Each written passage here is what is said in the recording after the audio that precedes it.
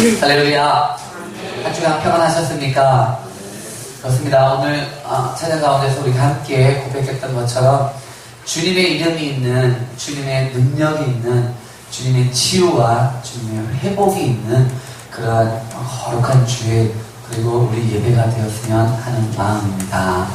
그냥 하나님께서 오늘 이 자리에 참석하신 모든 분들 마음 가운데 함께 하셔서 일주일 동안에 있었던 마음 가운데 어려웠던 것들, 마음 가운데 아팠던 것들, 또는 육체적으로 힘들었던 모든 것들이 치유되고 회복되는 귀한 역사가 있기를 다시 한번 소원합니다.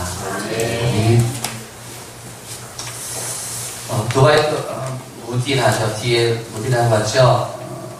유명한 세기가 나온 아주 능력 있는 부흥사였었고 목회자였고 하나님의 메인 종이었었죠.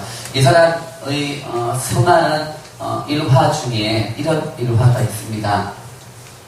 시카고에서 교회를 세워서 섬기고 있을 때였었습니다. 시카고에서 그렇게 교회를 세워서 섬기고 있을 때에 큰 불이 일어났습니다. 교회에서 일어난 불은 아닌데 도시 전체가 이 불에 휩싸여서 있던 큰 화재였었습니다. 이 화재로 인하여서 무디가 섬기고 있었던 교회도 불이 붙었습니다. 그리고 전소해버렸습니다. 다 타버렸습니다. 다 타버린 교회 앞에서 무디가 잠옷 차림으로 서 있을 때에 기자들이 무디에게 달려왔습니다. 그리고 무디에게 묻습니다. 당신은 평소에 설교할 때에 하나님께서 우리의 모든 기도를 들어주시고 응답하여 주시는 분이시며 함께 하시는 분이십니다. 라고 수차례 설교 가운데서 말씀하셨는데 이게 어찌된 일입니까? 왜 당신이 섬기고 있었던 하나님의 교회가 불에 다 타버리고 말았습니까? 라고 물었습니다. 그 말을 들은 무디가 대답을 합니다. 저는 오래전부터 하나님께 기도하고 있었습니다. 내가 지금 섬기고 있는 이 시카고의 교회가 너무 작아서 하나님께 좀 더 큰 교회를 지을 수 있도록 하여달라고 기도하고 있었습니다. 그런데 그 큰 새로운 교회를 짓기 위해서는 우리에게 많은 재정이 필요합니다. 더불어 우리가 지금 전세되어져 버린 이 교회를 허물고 다시 새 교회를 지어야 하는데 새 교회를 짓는 것에도 많은 재정이 들어갈 뿐만 아니라 이 기존의 교회를 허무는 것에도 재정이 많이 들어가는데 우리에게 그만한 여유가 없었습니다. 그런데 하나님께서 우리가 이 교회의 건물을 헐지 않아도 그것에 재정을 쓰지 않아도 되게끔 우리의 교회를 허물어 주신 것입니다. 라고 이야기했더랍니다. 그 말을 듣고 있던 기자들이 쓴웃음을 지으면서 다시 물었습니다. 그러면 당신은 새 교회를 지을 수 있는 돈이 있습니까? 왜 그런 말을 했냐면 무디는 잠을 자고 있다가 겨우 몸만 빠져나온 상태였기 때문에 잠옷을 입고 있었기 때문입니다. 그러자 무디가 다시 대답을 합니다. 그렇습니다. 저는 새 교회를 지을 수 있을 만큼의 넉넉한 재정이 없습니다. 저는 수표도 가지고 나오지 못했을 뿐더러 얼마 안 되는 돈도 가지고 나오지 못했습니다. 그렇지만 저는 쓰고도 남음이 없는 항상 비지 않는 영원한 지갑인 성경을 들고 나왔습니다. 라고 이야기했답니다. 그러면서 자신의 맑은 성경책을 보여주었다고 합니다. 그 일이 있고 나서 우리는 영국으로 넘어가서 영국의 대부흥을 일으키는 한 사람이 되었습니다. 그 영향으로 무디에게 많은 선교비와 지원금이 주어졌고 다시 돌아와서 이전보다 더 아름답고 큰 교회를 지을 수 있었다라고 하는 무디의 믿음의 고백이 담겨져 있는 일화가 있습니다. 무디의 믿음을 볼 수 있는 아주 좋은 일화입니다. 사역을 하면서 여러 종류의 분들을 만납니다. 그리고 만났었습니다. 그 중에 한 분인데 성도님이신데 이상하게 어려운 일이 겹치시는 거예요. 한 가지 어려운 일을 겨우겨우 해결했다 싶으면 또 다른 어려움이 생기고, 또 다른 어려움이 생겨서 그것도 겨우겨우 해결하면 또 다른 어려움이 생겨서 우리 같으면 크게 상심하고 낙심할 만한 상태에까지 그 성도님이 처해졌습니다. 그런 경우는 사실은 교육자도 전화를 하거나 신방할 때는 참 힘듭니다. 왜냐하면 무슨 말로 위로를 하고 격려를 해야 할지 잘 모를 때가 있기 때문입니다. 그런 일이 한두 번이면 그래도 우리가 말씀으로 위로하고 격려하는 데에 별 부담이 없지만, 그런 일이 거듭되어지고 또 거듭되어지면 참 미안하지요. 참 어떤 말로 위로하고 격려를 할까 고민을 많이 하게 됩니다. 한 번은 그 성도님에게 전화를 했습니다. 참 많이 힘드시지요. 저희들이 새벽마다 기도하고 있고 저희 교육자들이 성도님을 위해서 많이 응원하고 있습니다 라고 이야기를 드렸습니다. 그랬더니 그 성도님이 거꾸로 우리에게 하시는 말씀이 참 걸작입니다. 괜찮습니다, 목사님. 한두 번이 없는 것도 아닌데요. 그리고 다른 사람들의 경험, 다른 사람들의 처해 있는 거에 비하면 나는 그래도 다행이지 않을까요? 라고 이야기를 하는 겁니다. 그 말을 들으면서 많은 도전이 되었고 위로가 되었습니다.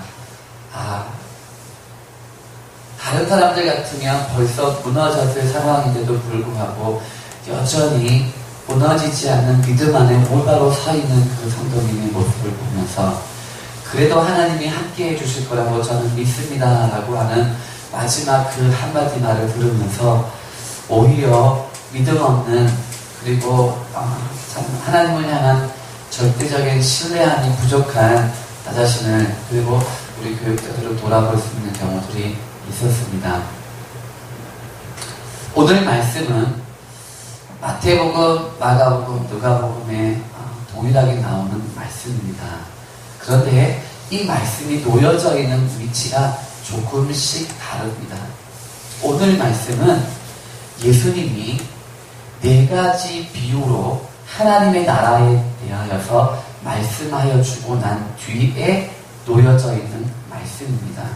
오늘 이 말씀 이후로 4개의 놀라운 하나님의 이적, 기적, 예수님의 일하심을 기록을 하여 놓고 있습니다. 마태복음에서는 좀 다르게 말씀을 위치해 놓았습니다. 산상수훈, 산상보훈이라고 하지요. 예수님께서 산에 올라가셔서 예수님을 따랐던 수많은 사람들 앞에서 천국은 하면서 하나님 나라에 대하여서 설교하시고, 하나님 나라 백성이 이 땅에서의 삶은 어떠하여야 한다에 대하여서 설교를 하시고 나셔서 수많은 사람들의 놀라운 반응과 변화들을 보시고 놀라운 이적들을 하나씩 행하고 있는 상태에서, 그래서 그 이적을 통하여서 많은 이들이 깨우치고 변화되고 있는 상황 속에서 오늘 말씀을 하고 있는 것으로 배치해 놓았습니다. 마가복음과 누가복음은 조금 다른 상황 속에서 말씀을 전하여주고 있는데, 마태복음은 마태복음대로 왜 그 위치에 이 말씀을 놓았는지, 그리고 마가복음에서는 왜 이 천국 비유와 그 다음에 4가지의 이적을 함께 연달아 놓았는지 우리 말씀을 통해서 함께 살펴볼 수 있었으면 하는 마음이 듭니다. 예수님께서 배를 주고 띄우게 하셔서 말씀을 전하셨습니다. 그 말씀을 전할 때에는 3종류 부류의 사람들이 그곳에 달려왔습니다. 한 부류의 사람은 예수님에게 그저 병 낫기를 소원하는 마음을 가지고 온 사람들입니다. 예수님에게 그들의 귀신 들림을 해결해달라고 하는 마음을 가지고 온 이들이 한 무리들입니다. 물론 또 그와 함께 했던 가족들, 친구들이 같이 있었지요. 또 한 무리의 사람들은 예수님의 말씀을 듣고 예수님을 따라야겠다, 예수님을 믿고 예수님 말씀대로 살아야겠다라는 결심과 결단을 한 무리들이 있었습니다. 그리고 마지막 한 무리는 예수님이 직접 부르신 예수님의 제자들이 있었습니다. 세관에 앉아있었던 마태도 있었고요. 어부였던 베드로가 또 야고보가 있었습니다. 자, 이런 세 부류의 사람들이 예수님의 말씀을 들었습니다. 어떤 말씀입니까? 하나님의 나라는 말이야, 씨 뿌리는 자의 비유를 내가 말해서 비유로 이야기를 해줄게. 잘 들어봐봐 하시면서 씨 뿌리는 자의 비유를 통하여서 옥토가 되어서 하나님의 아름다운 열매가 맺어질 때에 우리는 그것을 또 다른 생각할 때 성령의 열매로도 볼 수 있지요. 그러면 우리 안에 그 열매가 나옴으로 말미암아 하나님의 나라가 우리 안에 이루어질 수 있다, 이루어진다라고 말씀을 주신 겁니다. 그러면 또 한 가지, 등잔 위의 등불을 통하여서 우리 가운데에 이미 메시아이신 예수 그리스도가 오셨다는 것, 그 예수 그리스도가 이 땅에 오심으로, 우리에게 오심으로 말미암아 하나님의 나라가 이미 우리 가운데 시작되어졌다라는 말씀을 지난주에 함께 살펴보았습니다. 나머지 두 개의 비유는 제가 하지를 않겠습니다. 다음에 혹시 기회가 있다면 나머지 두 개의 비유를 다시 또 말씀을 나누면서 은혜 받도록 하겠습니다. 자, 그 말씀을 네 개의 천국 하나님 나라의 비유를 마치신 예수님이 제자들을 부르셨습니다. 그리고 그들에게 말씀하십니다. 이제 건너편으로 가자. 건너편은 어디입니까? 우리 뒤에 보면은 거라사라고 하는 지역입니다. 건너편으로 가자. 배를 띄워라 라고 말씀을 하십니다. 그때 제자들, 이 36대 그들이 무리를 떠나 예수를 배에 계신 그대로 모시고 갔다라고 말하고 있습니다. 이때에 그들이 무리를 떠날 때 이 무리는 조금 전에 말씀드렸던 세 개의 무리 중에 두 번째 무리들입니다. 첫 번째 무리들은 이미 떠나고 없는 상태입니다. 이미 첫 번째 비유를 들었을 때 저게 무슨 말이야? 저건 무슨 이야기지? 무슨 뜻이지? 하면서 상당수가 떠나버린 상태입니다. 그리고 두 번째 비유부터는 예수님을 따르겠어, 예수님을 믿겠어 결심했던 이들과 예수님의 제자들이 예수님의 비유에 대한 말씀들을 쭉 듣고 있었지요. 이제 그렇게 결심하고 결단했던 그 무리들을 두고 예수님은 배를 띄워서 건너편 거라사 지역으로 가자라고 말씀을 하신 겁니다. 예수님의 제자들이 배를 띄워서 건너편으로 갑니다. 그런데 뜻하지 않은 일이 생겼습니다.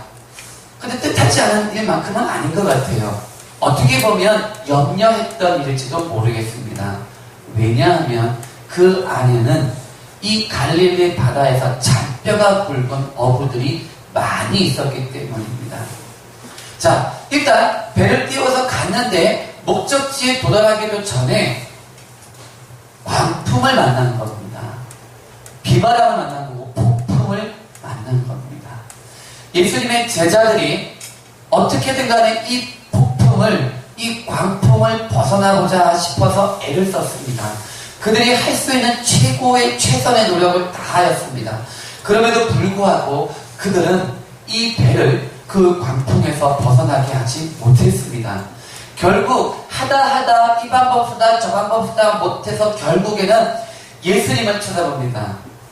근데 예수님 뭐하고 있습니까? 배 뒤쪽에 고물에 머리를 베시고 주무시고 계십니다. 그 예수님을 깨웁니다. 예수님, 오늘 우리가 읽은 마가복음은 선생님이여 라고 이야기를 하지만 마태복음에서는 주여 라고 이야기를 하고요. 누가복음에서는 좀 더 절박하게 주여 이렇게 외치고 있습니다. 여하튼 이들이 예수님을 깨웠습니다. 근데 예수님 주무시고 있다가 일어나셔서 보니까 사태가 이게 아니거든요. 그래서 예수님께서 먼저 외치십니다. 잠잠하라, 고요해라. 예수님이 선포하시자마자 바다가 잔잔해집니다. 그리고 나서 예수님이 이제 제자들을 바라보시면서 말씀하십니다. 어찌하여 이렇게 무서워하느냐? 너희가 어찌 믿음이 없느냐? 라고 말씀하십니다. 그 말씀을 들은 예수님의 제자들이 대답합니다. 어찌하여 이렇게 죄송합니다. 그가 누구이기에 바람과 바다도 순종하는가 라고 생각했다라고 말씀하고 있습니다. 오늘 말씀을 통해서 세 가지를 함께 살펴보았으면 합니다. 첫 번째로는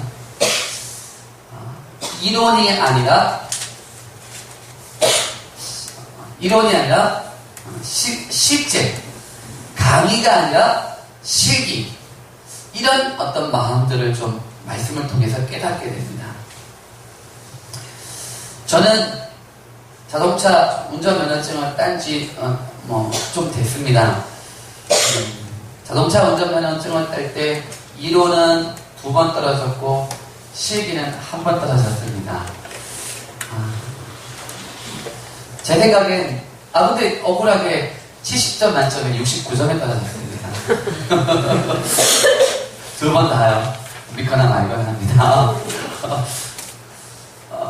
실기도 하여튼 다 붙었는데 아마 마지막 정차부 어딘가에 주차가 기억이 안 나네요. 그래서 아슬아슬하게 떨어져서 재수를 해서 겨우겨우 운전면허증을 땄습니다. 운전면허 시험 책을 보면서 달달달달 외웠습니다. 정말 열심히 외워서 이 정도면 되겠지 하고 시험 쳤는데 그게 잘 안 되더라고요. 분명히 안 되는데 시험장에 가면 잘 안 되고, 이론하고 실기하고 실습하고 실제하고 좀 다르다라는 생각들을 많이 해보았습니다. 운전을 실제로 도로에서 할 때에도 우리 다 경험했던 것처럼 우리가 알고 있었던 지식대로 잘 안 되지 않습니까? 예수님께서 제자들을 이끌고 지금 바다로 나아가셨습니다. 나가셨는데 왜 나가셨냐면 이론 강의가 끝났기 때문에 나가신 겁니다. 예수님은 천국 비유에 대해서 하나님 나라에 대해서 4가지 비유를 말씀하셨습니다. 하나님 나라는 이한 거야 라고 강의하셨어요. 그리고 그 강의를 예수님을 따르기로 결심하고 결정하고 예수님을 향해서 나아갔던 사람들과 예수님께서 직접 부르신 제자들이 들었습니다. 그렇구나. 좀 어렵지만 그런 뜻이 있었구나. 그런 깊은 뜻이 있었구나 하면서 하나님 나라에 대해서 지식으로, 지혜로, 머리로 하나씩 다 들었어요. 그리고 이제 강의가 끝났다는 겁니다. 강의가 끝난 뒤에 예수님께서 말씀하시는 겁니다. 이제 강의 끝난 거다. 이제 가자. 하나님 나라가 우리 안에 어떻게 이루어지고 있는지, 하나님의 나라가 우리 가운데 어떻게 이루어져야 하는지에 대하여서 나가자라고 말씀하시는 겁니다. 예수님의 제자들은 갈릴리 바다에 대해서만큼은 전문가입니다. 예수님 목수 출신이잖아요. 이쯤 되면, 그리고 때때로 이 갈릴리 바다에 일어나는 이 광풍, 예수님의 제자들은 직감하고 있었을지도 모릅니다. 오늘 배를 몰고 바다에 나가면 안 됩니다. 오늘 이러한 기후에 이러한 느낌, 바닷사람 느낌 있지 않습니까? 이런 때에 나가는 것이 결코 좋지 않을 겁니다 정도는 알았다는 겁니다. 그럼에도 불구하고 예수님의 제자들은 아무 말 하지 않고 예수님이 하라는 대로 순종하며 나아갔던 것을 말씀하고 있습니다. 아브라함이 어렵게 나이 들어서 얻은 이삭을 하나님께서 제물로 바치라고 말씀하실 때에 아브라함이 하나님 안 됩니다. 하나님도 아시지 않습니까? 어떻게 이삭을요 하지 않았죠. 그는 순종하고 하나님께서 하시겠지. 하나님께서 죽이시든지 살리시든지 하나님께서 다시 주시든지 하나님께서 하시겠지 하고 순종하는 마음으로 이삭을 드리고 번제단 앞에 섰었던 것은 우리는 잘 알고 있습니다.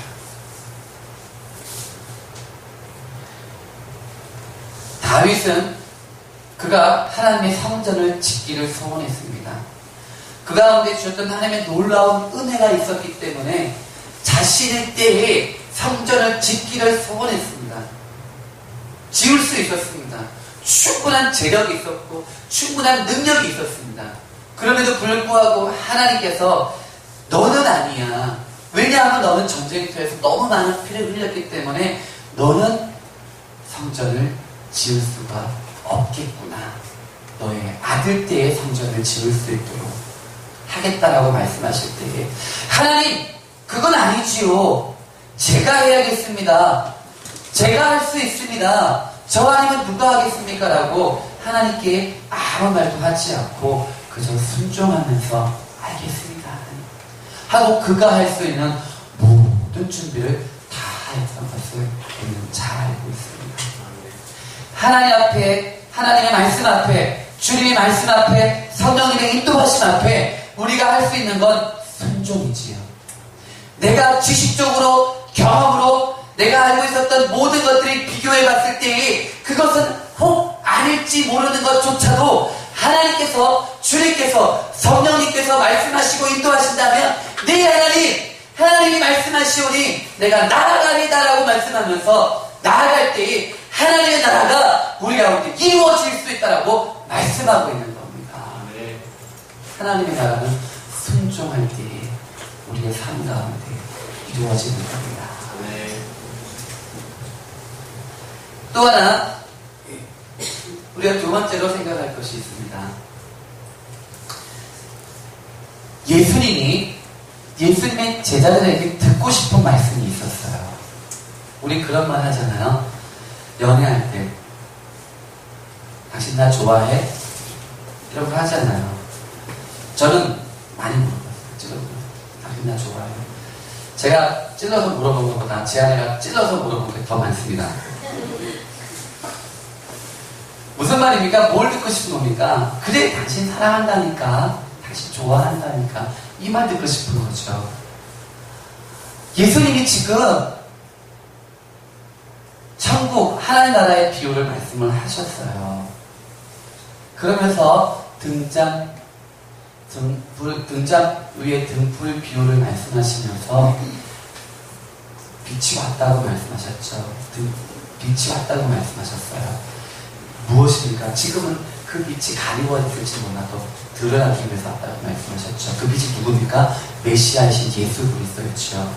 예수님이 오심으로 말미암아 하나님의 나라가 이 땅 가운데 이미 시작되어졌다라고 말씀하셨던 것이지요. 자, 예수님께서 예수님의 제자들을 이끌고 바다로 가자고 말씀하십니다. 그리고 나서 주무셨습니다.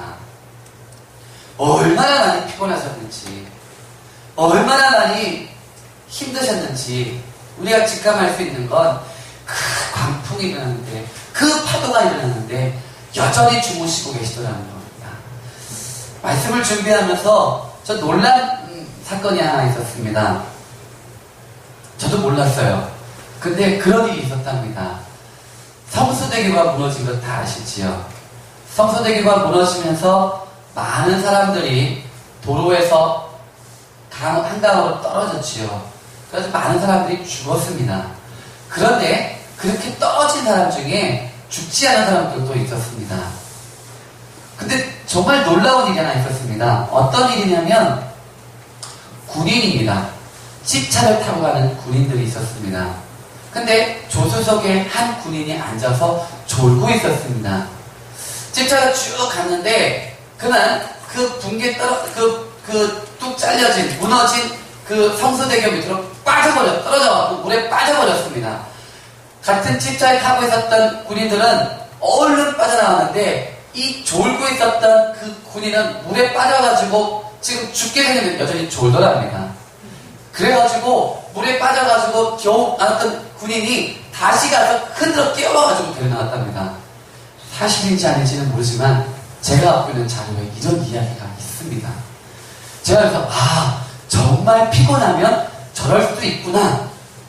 예수님이 얼마나 피곤하셨으면. 보세요. 예수님은 계속 사역하셨습니다. 기도할 시간이 없으셔서 밤에 기도하셨고 새벽 미명에 일어나서 기도하셨습니다. 먹을 시간도 없으셨습니다.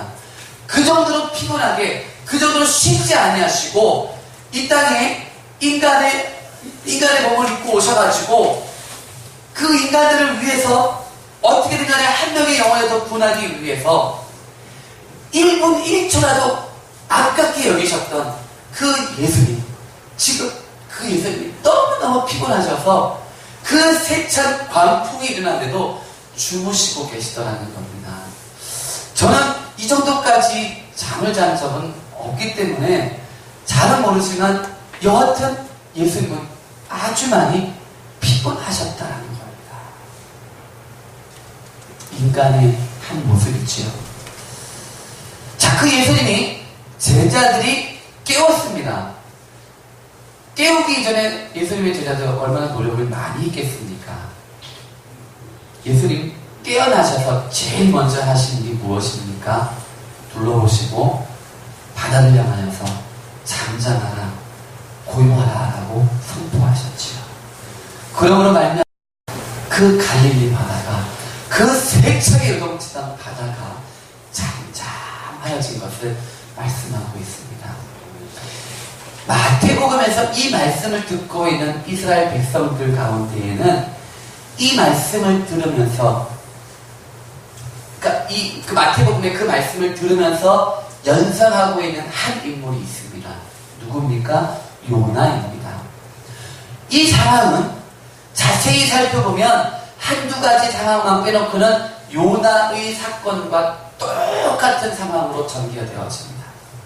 그런데 말미에 가서 그 바다, 그 광풍을 잠잠하게 하는 그 방법만 틀린 겁니다. 요나서에서는 요나가 제비뽑기에 뽑혀서 바다에 던짐을 당함으로 말미암아 바다가 잔잔해졌고, 마가복음, 마태복음, 누가복음에서 예수님이 명령하심으로, 예수님이 선포하심으로 말미암아 바다가 잠잠해졌고 고요해졌다라고 말합니다.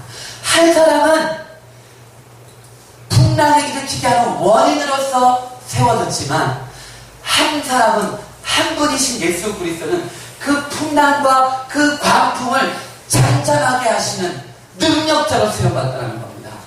그렇다면 그 바다, 그 갈릴리 바다를 잠잠하게 고요하게 하시는 이 예수님은 어떤 분이셨다는 겁니까?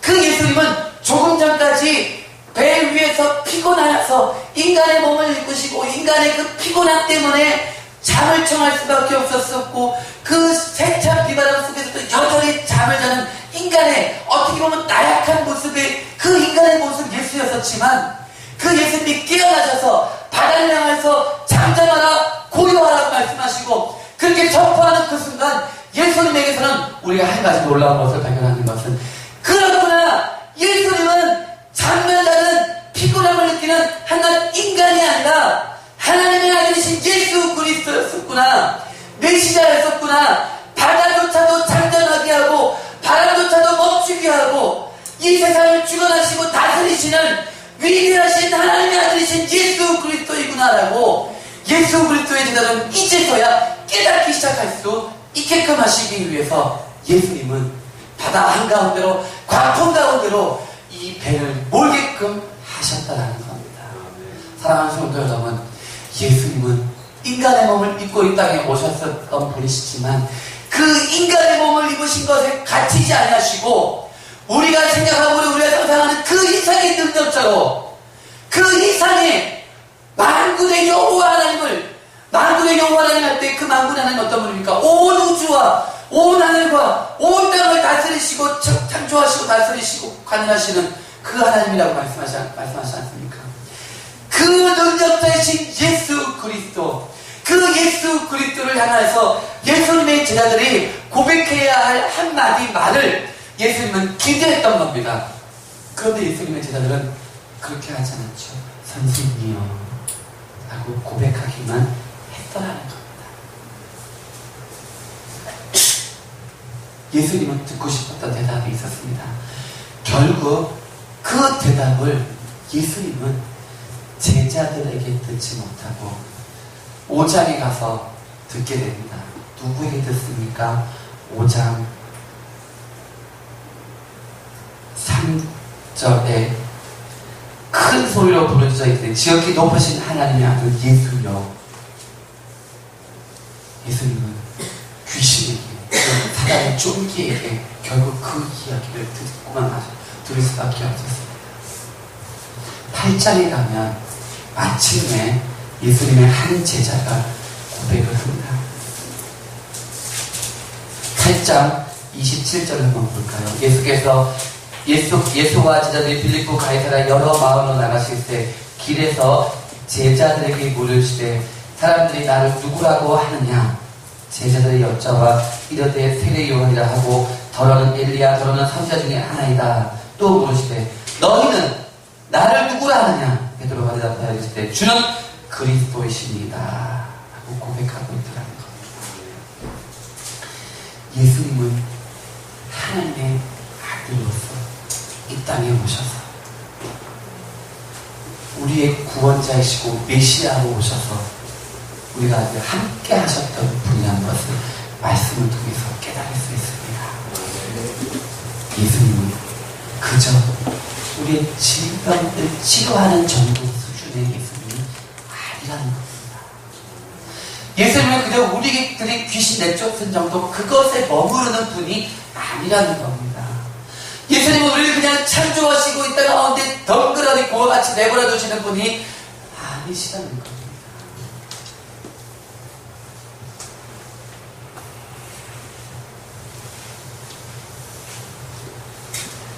마지막으로 한 가지 예수님은 제자들에게 참 믿음이 무엇이냐라는 것을 가르쳐주고 싶으셨던 겁니다. 예수님이 잠에서 깨어나셨습니다. 그리고 바다를 잠잠하게 하셨죠. 그리고 예수님이 제자들을 향해서 말씀하십니다. 어찌하여 이렇게 무서워하느냐라고 말씀하십니다. 마태복음에 보면 예수님을 깨우는 제자들이 이렇게 합니다. 예수님 우리가 죽게 되었습니다. 우리를 왜 돌보지 않으시는 것이요?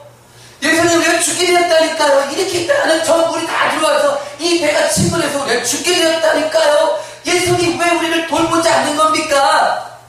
우리를 기껏 불러놓고 우리 잘 살 수 있는데 고기 잡으면서 세금 뜯어내면서 잘 살 수 있는데 우리 불러내놓고 결국에는 이 바다에서 수절시켜 버리시려는 겁니까?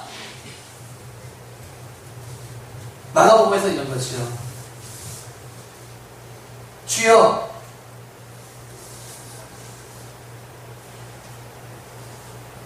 선생님이요 우리가 죽게 된 것을 돌보지 않는 마가복음에서 있고 마태복음에서는 주여 우리를 구원하소서라고 고백합니다. 주여 우리를 구원하소서. 누가복음에서는 주여 주여 우리가 죽게 되었나이다 라고 이야기하지. 오늘 말씀에서 너희가 이렇게 무서워하느냐라고 할 때 이 무서워하느냐라고 말하는 것은 패닉 상태에 빠졌다는 겁니다. 우리 한 번씩 패닉 상태에 빠졌다라고 이야기하는 이야기를 한 번씩 하죠. 완전히 두려움에 살아가지고 벌벌벌벌 떨면서 아무것도 하지 못하는 꿈쩍도 못하는 그냥 완전히 그러니까 굳어버린 그러니까 아무것도 못하는 그러니까 그냥 말 그대로 패닉 상태에 빠져버린 그 제자들을 예수님께서 보신 겁니다. 예수님께서 그러한 제자들에게 말씀하십니다. 마가복음에서 말씀하십니다. 어찌하여 무서워하느냐? 믿음이 적은 자다. 믿음이 적은 자다라고 말씀하십니다. 누가복음에서 말씀하십니다. 너희 믿음이 어디 있니? 너희 믿음이 어디 있는 거야?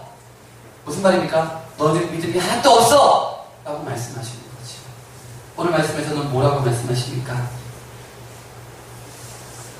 너희가 어찌 믿음이 없느냐라고 말씀하시지.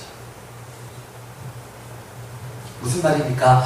여기서 우리 세 가지를 생각해 볼 수 있습니다. 그러면 믿음에는 큰 믿음이 있고 작은 믿음이 있느냐? 맞습니다. 큰 믿음이 있고 작은 믿음이 있습니다. 그러면 큰 믿음은 무엇이고 작은 믿음은 무엇이냐는 겁니다. 조금 전에 말씀드렸던 것처럼 예수님을 찾아왔던 세 부류의 사람 중에 첫 번째 사람들의 믿음이 아마도 작은 믿음이라고 이야기할 수 있을 겁니다. 예수님은 내 병을 고칠 수 있어. 예수님은 내 문제를 해결할 수 있어. 예수님은 이 정도는 할 수 있어. 그렇죠. 그 믿음 가지고 사람들입니다. 거기까지입니다. 그래서 병 낫고 갑니다. 그리고 귀신 쫓아내어지고 자유롭게 갑니다. 그리고 문제 해결을 받고 갑니다. 여기까지입니다. 그 큰 믿음은 어떤 것입니까? 나에게는 어려움, 나한테 있는 고난, 나한테 있는 시련을 통하여서 하나님의 음성을 듣는 겁니다. 그리고 하나님께서, 주님께서 그 문제를 해결해 주십니다. 그리고 나서 해결되어진 그 문제, 해결되어짐을 통해서 이제 자신의 삶을 완전히 바꾸어서 주님을 위해 살겠다고 결심하고 결단하는 믿음입니다. 삶이 변화되는 것이요. 작은 믿음은 그냥 거기까지고 아무런 변화도 없고 그냥 돌아가 버리는 믿음입니다. 그러나 큰 믿음이라고 할 정도면 그 다음에 삶이 바뀌는 것이요. 목적이 바뀌고 비전이 바뀌고 삶이 바뀌고 무엇이든 생각이 바뀌는 겁니다. 이전의 나의 모습에서 완전히 바뀌어버리는 것이죠. 이전에 내 생각과 내 주관과 내 경험과 내가 갖고 있었던 모든 것들을 통해서 내가 살았었지만 이제는 아니라는 겁니다. 주님을 위해서 주님의 방법으로 주님의 것을 이루기 위해 살아가는 삶으로 바뀌어 나가는 겁니다. 이게 우리 가운데 필요한 것들이죠. 많은 사람들이 예수님을 찾아옵니다. 신앙생활을 하기 위해 떠나옵니다. 초초짜다 찾아옵니다. 그러면 그 문책을 받고 떠나버립니다. 한국교회 교인들이 주력다 하지요.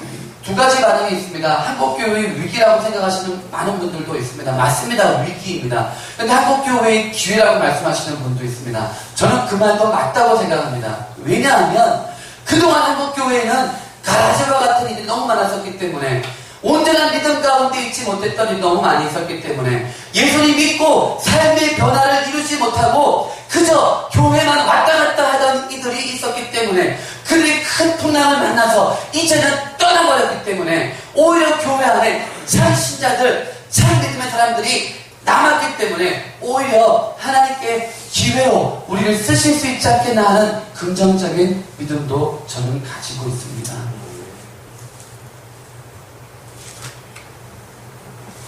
그러면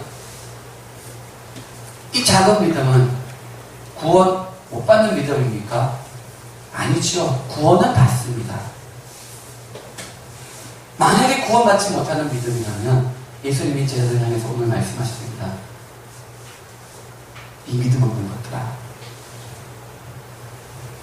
라고 말씀하셔야 정확합니다. 오늘 예수님께서 이들 가운데 말씀하신 또 하나의 믿음은 그리스도인들에게 요구하는 믿음입니다. 예수님 제자들이죠. 그 제자들과 함께 배를 타고 가셨습니다. 갈릴리 바다에서 잔뼈가 무리들입니다. 예수님 깨우기 전에 할 수 있는 다 했습니다. 방법 다 썼습니다. 이제 예수님 깨웁니다. 두려워합니다. 죽게 생겼습니다. 겁났습니다. 패닉 상태에 빠졌습니다. 예수님이 깨어나셔서 그를 보시면서 이야 너희들 믿음 보니까 그 믿음이 진짜야. 그래 걱정하지 마.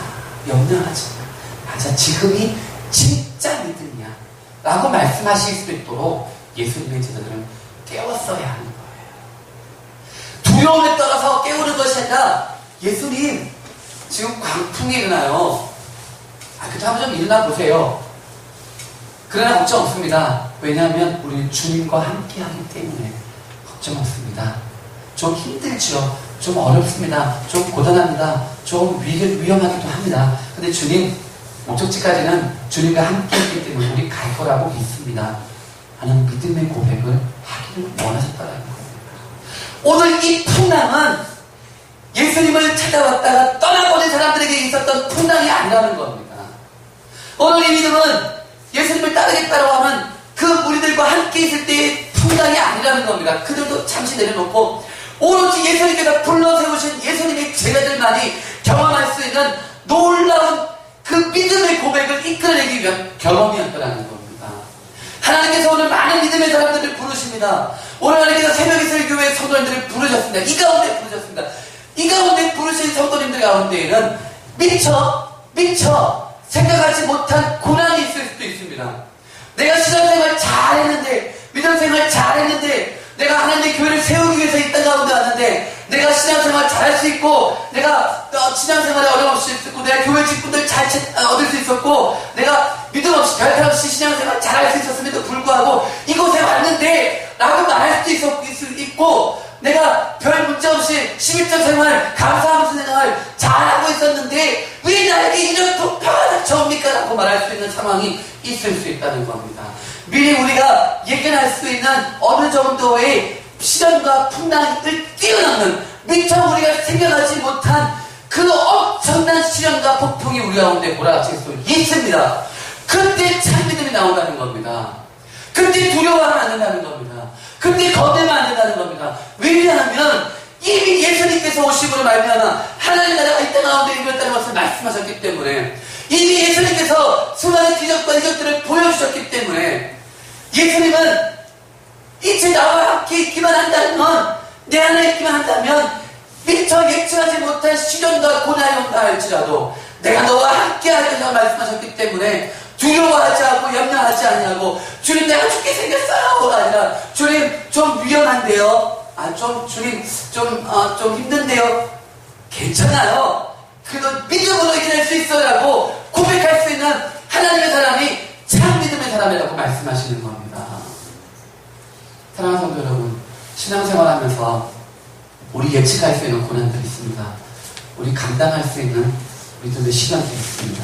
그런데요, 진짜 그리스도인에게 요구하시는 하나님의 믿음은 그것보다 더 큰 시험과 풍파가 몰아칠 때입니다.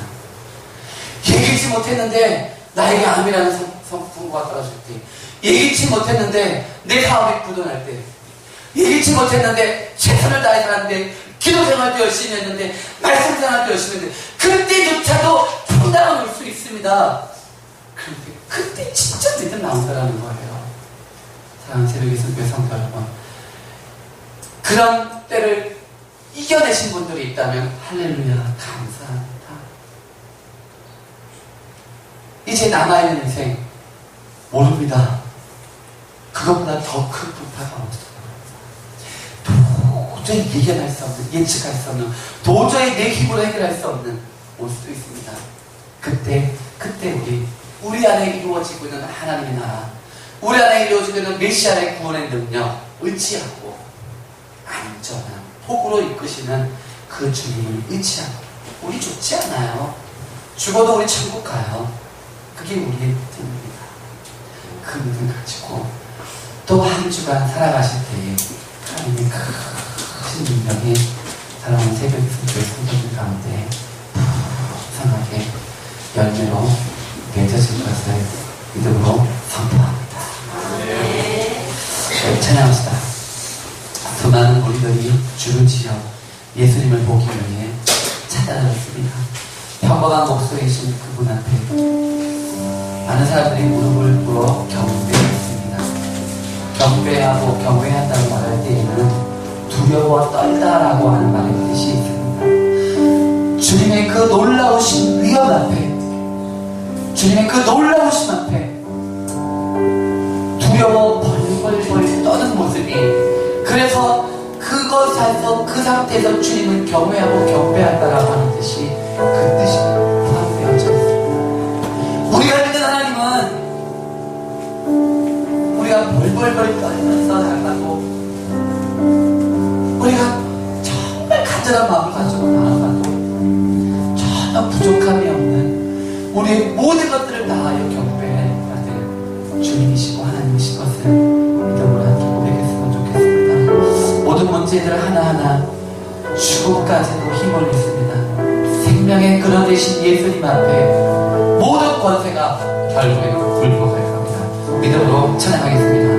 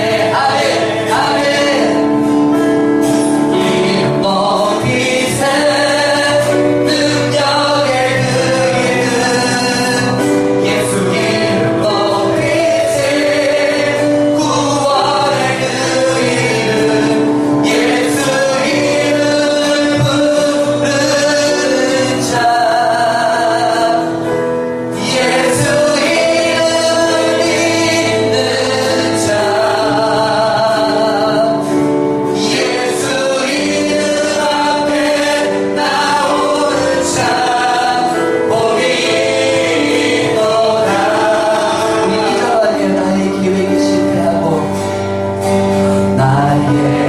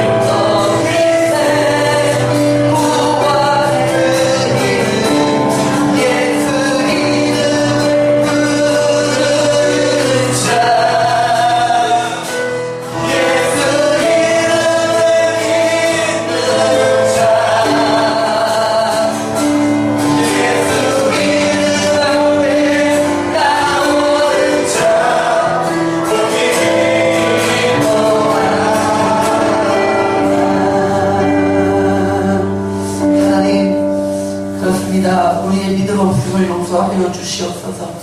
우리의 믿음 자금을 용서하여 주시옵소서. 주님 앞에 나와서 부르짖는 것을 뭐라 하시는 것이 아니라 그렇게 부르짖으면서도 믿음 없이 두려워 떨려 겁내하고 있는 제자들의 모습을 하나님 우리의 모습처럼 보게 됩니다. 하나님 우리의 믿음 없음을 용서하여 주시옵소서. 우리의 믿음 자금을 용서하여 주시옵소서. 주님은 우리가 생각하는 것보다 훨씬 더 크신 위대하신 하나님의 아들 예수 그리스도이시고 주님이 우리 가운데 이 땅 가운데 오심으로 말미암아 이미 하나님의 나라가 이루어지고 있음에도 불구하고 하나님 나라 밖에 사는 사람처럼 하나님 없는 삶을 살아가는 저희들을 용서하여 주시고 하나님 우리의 삶 가운데 하나님의 나라가 이루어지게 하여 주시옵소서. 우리의 삶 가운데 하나님의 아들이십니다. 주는 그리스도십니다. 믿음의 고백을 하며 살아갈 수 있는 하나님의 사람들에게서 도와주시옵소서. 예수 이름을 부르고 예수 이름을 믿는 예수 이름만 살아가는 그래서 이 땅에서 하늘의 복 받는 주의 백성이 되게 하여 주시옵소서.